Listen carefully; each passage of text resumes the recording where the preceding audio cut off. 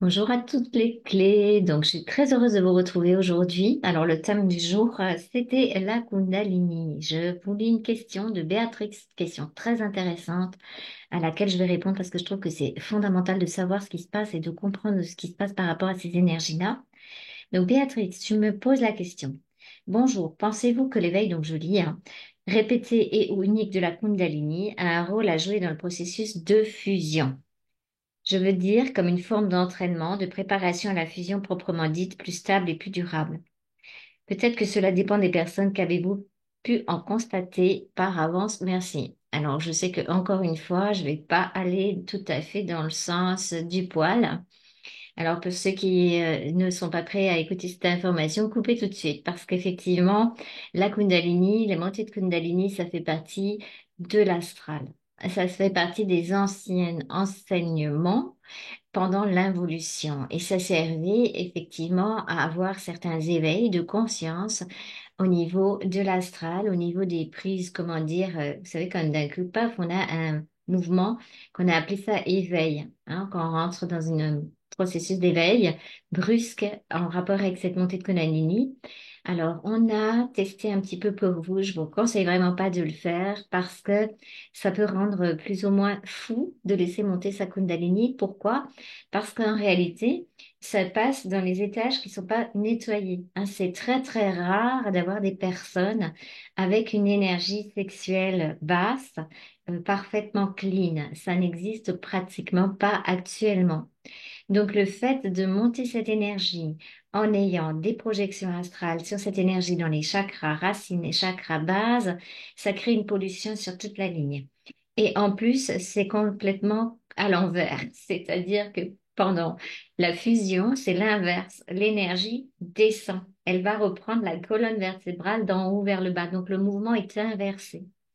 C'est pour ça que pendant l'involution, la plupart des informations qu'on a pu récupérer sont inverses. Alors, ce que je voulais vous témoigner, parce qu'elle me demande, Béatrix, tu me demandes, est-ce qu'on a déjà constaté ça? Alors oui, malheureusement, pour certaines personnes, et entre autres une personne que je suis actuellement, il y a cette constatation-là. Donc, c'est une personne qui a beaucoup travaillé sa Kundalini. Et le résultat que moi, je perçois au jour d'aujourd'hui, c'est carrément comme une déchirure de tous les corps. Vous savez que les corps sont reliés au chakra, hein, comme si chaque chakra avait la possibilité d'ancrer un corps. Et le fait d'avoir monté cette énergie-là, grâce à des techniques de yoga, etc., mais ce qui s'est passé, c'est qu'il y a un déchirement des corps et cette personne aujourd'hui est très, très, très embêtée par l'astral. Donc, ça produit pas du tout l'effet d'un éveil de nirvana, qu'on se sent bien et qu'on a, ça pouvait dans le temps, oui, ça s'est produit que certains maîtres yogis ou certains maîtres avec le tantra, etc., ont joué à ça. C'était à l'époque possible. Maintenant, je vous le déconseille fortement avec l'astralisation de la sexualité, tout ce qui traîne, de jouer à monter volontairement la Kundalini. Déjà, c'est pas dans ce sens-là que ça doit se produire. Comme je vous l'ai dit, votre esprit, votre présence de feu passe dans l'autre sens. Donc, nettoie d'en haut vers le bas. Donc, on n'a pas besoin de s'en occuper. Alors, il se peut qu'on ait des montées de Kundalini naturelles. Ça, je l'ai constaté aussi chez moi, hein, ou Kim pourra vous en parler également parce que c'est quelque chose qu'elle a vécu souvent. Mais en aucun cas, ça a été quelque chose qu'on a voulu provoquer. L'époque où on a voulu le provoquer, on a été arrêté. On a été arrêté parce qu'on a senti tellement de feu et tellement de déséquilibre qu'il y a eu comme un stop de notre esprit. Donc on a été protégé par ça. Après, ça se fait naturellement, donc on n'a pas besoin de se casser la tête. Au moment où les corps sont prêts, on peut avoir des montées d'énergie, de Kundalini, d'en bas vers le haut. Mais c'est quelque chose de naturel. Et c'est toujours dosé par l'esprit. Hein, donc ça va pas être provoqué. Si vous provoquez ça, les résultats peuvent être, comme j'ai dit, une déstructuration des corps, un déchirement comme presque des corps en lambeaux, hein, c'est ça qui ça apparaît, ou alors une expérience complètement astrale qui va vous perdre dans une espèce d'expérience spirituelle de, voilà, comment dire, d'éveil, en croyant que c'est l'éveil, puis ça vous part complètement parce que vous confondez la fusion avec une expérience spirituelle. Donc déjà, ça va pas vous aider non plus. C'est moins spectaculaire la fusion. J'avoue que des fois, l'ego, il est un peu tristounet de se dire, ouais, mais c'était tellement bien quand on était dans l'astral parce qu'on voyait plein de choses, on pouvait faire plein de choses, on se sentait invincible. Mais oui, non, c'est faux parce que c'était une illusion. Alors c'est sûr que dans la réalité, reprendre des principes de fusion, reprendre des principes de vibration de sa propre fréquence, c'est moins spectaculaire que ça.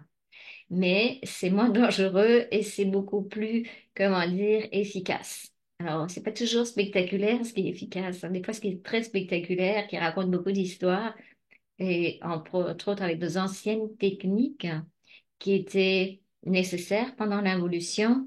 Là, on est dans l'évolution, donc on va redécouvrir, ou on va plutôt découvrir des nouvelles choses, des nouvelles façons d'être, des nouvelles façons de faire. Voilà, donc imaginez, c'est un peu tout inversé. C'est pour ça que je tenais absolument à faire cette vidéo parce que vraiment, faites attention. Ne forcez pas. On ne peut pas forcer. Alors, tu me parles d'éveil, hein, éveil répété, unique. On ne peut pas forcer un éveil. Enfin, si, on peut essayer de le forcer, mais on va avoir des conséquences. Et puis, ça marche pas dans ce sens-là. Voilà. Donc, j'espère que je t'ai répondu, Béatrix. Alors, peut-être ça va pas trop te plaire ce que je te raconte, mais le mieux, c'est de laisser faire naturellement les choses dans les énergies.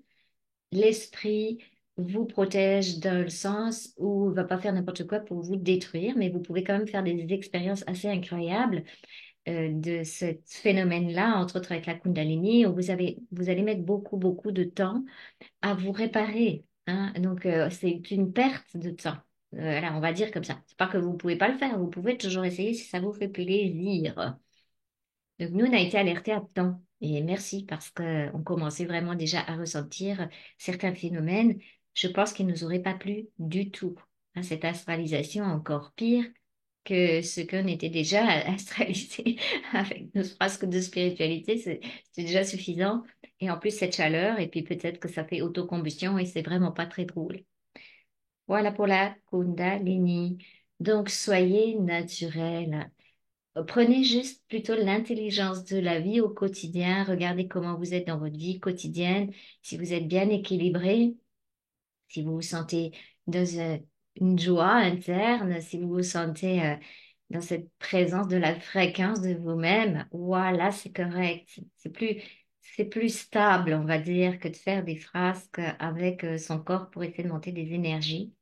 Parce qu'on va réapprendre effectivement à maîtriser les énergies, mais pas dans le sens là. C'est pas dans ce sens-là, hein. C'est ce que j'ai vu aussi ce matin. Je disais à quelqu'un, ben, c'est fou le nombre de fois où on est en recherche de quelque chose et on fait un peu les apprentis sorciers. Alors là, la Kundalini, dans le sens là, on va dire de bas en haut, c'est apprenti sorcier. De haut en bas, c'est correct, mais c'est pas l'ego qui décide. Voilà. Bon, ben sur ce, je vous remercie. Si cette vidéo vous a plu, n'hésitez pas à mettre un pouce. Je vous souhaite vraiment une très très belle route vers votre souveraineté. Si vous avez des questions, n'hésitez pas à nous les poser. Et si vous voulez vous sentir accompagné en sécurité, c'est pour ça qu'on a mis au point les accompagnements psycho-évolutionnaires. Merci à toutes les clés de m'avoir regardé. À très très bientôt.